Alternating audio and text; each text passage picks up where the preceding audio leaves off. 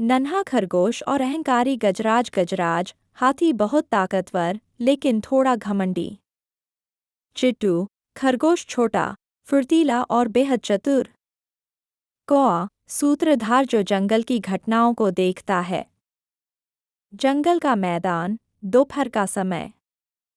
गजराज अपनी सूंड से पेड़ उखाड़ रहा है और जोर जोर से चिंघाड़ रहा है। छोटे जानवर डरकर इधर-उधर भाग रहे हैं। गजराज अट्टहास करते हुए, इस जंगल में मुझसे बड़ा और ताकतवर कोई नहीं। जहां मैं पैर रखता हूं, ज़मीन कांप उठती है।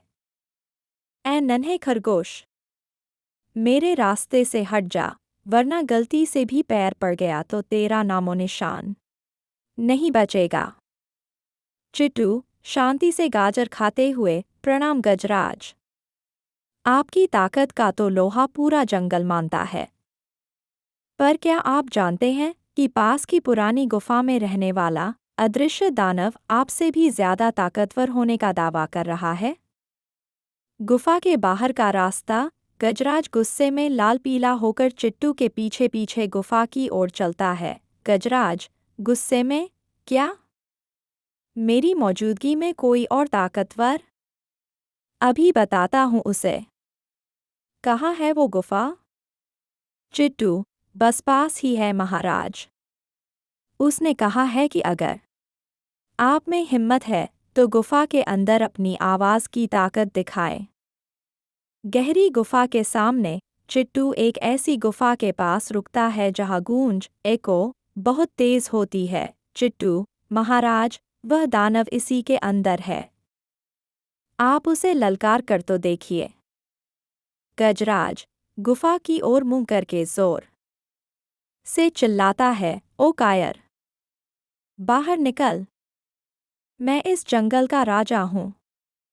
गुफा की गूंज वापस वही शब्द तेज आवाज में लौटते हैं, ओ कायर, बाहर निकल, मैं इस जंगल का राजा हूँ।